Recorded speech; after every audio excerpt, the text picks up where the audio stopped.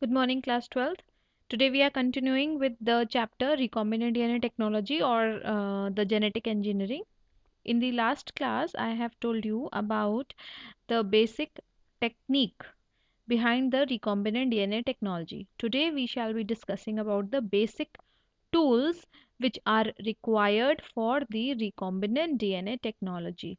And the most important tool required is the restriction endonuclease enzyme.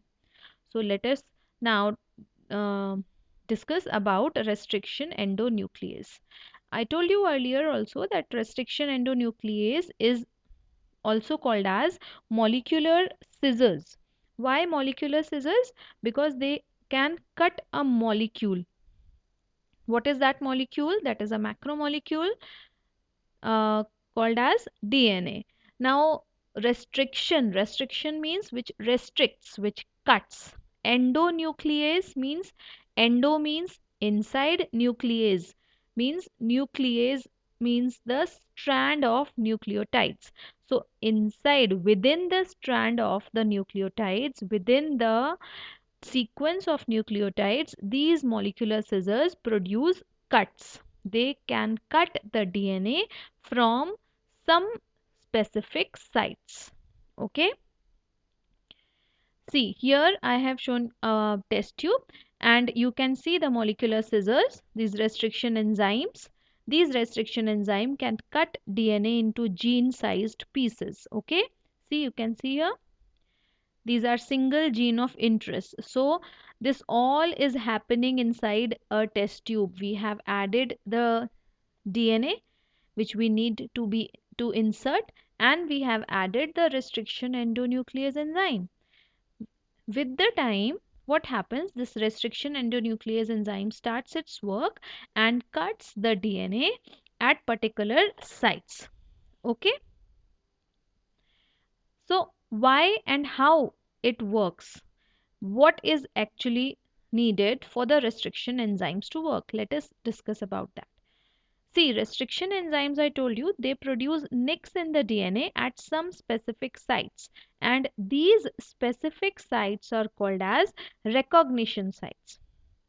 If there will be no recognition sites, a restriction endonuclease will not function.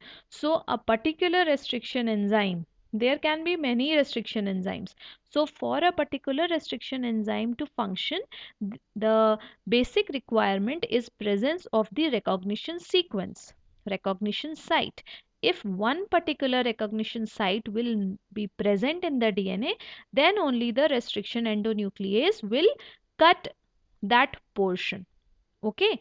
What are these actual recognition sites actually? They are the sequence of nucleotides.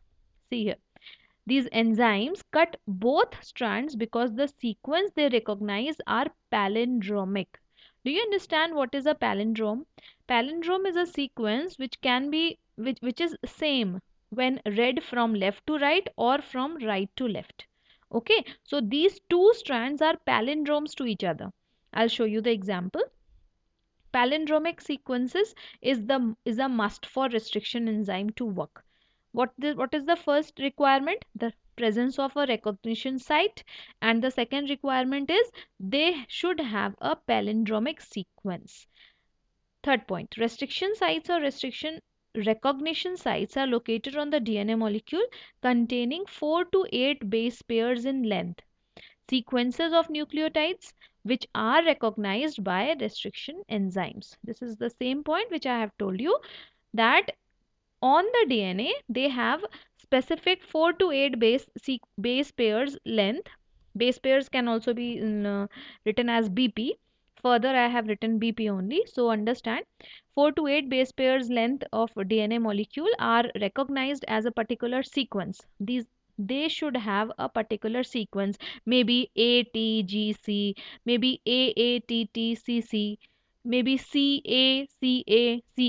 This kind of sequence, a particular sequence is recognized by a restriction endonuclease, and hence these endonucleases cut the DNA at those sites which have these particular sequence. See, if we talk about CCAA, So wherever there will be CCAA in the entire gene sequence, entire DNA sequence, one restriction enzyme which is particularly recognizing that portion will cut at every portion. Clear? Wherever the CCAA will be present, at that particular point, the restriction enzyme will produce NICs. NICs are the cuts. Okay. Moving forward. Talking about palindromic sequence. See the first example here. ACCG. Okay. Here AATTCGGT. AATTCGCA. And this one you can compare this 3 prime to 5 prime and this 3 prime to 5 prime, they are same, AATTCGGT. Okay, here also same thing happens. So these are palindromic sequences. Can you understand? Double A, double A, double T, double T, CG, CG. Okay, so this portion is palindrome. This marked portion. Can you see here this small square here? Okay, one more example I'll show you. Palindrome. GAATTC, GAATTC. Okay, so these two bases, these two strands of DNA are complementary to each other, plus they are palindromic in nature. There is a rule that guanine will always combine with cytosine, adenine will always combine with thymine, again adenine, thymine, thymine, adenine, thymine, adenine, and cytosine, guanine. So this is complementary base pairing only. But when complementary base pairing is being done, the sequence remains opposite to each other. Opposite in the sense palindromes to each other. If we start this first strand GAATTC and the second strand GAATTC, when we read it from 5 prime to 3 prime, from 5 prime to 3 prime, the sequence will be read as same. Clear? Now can you understand this one also?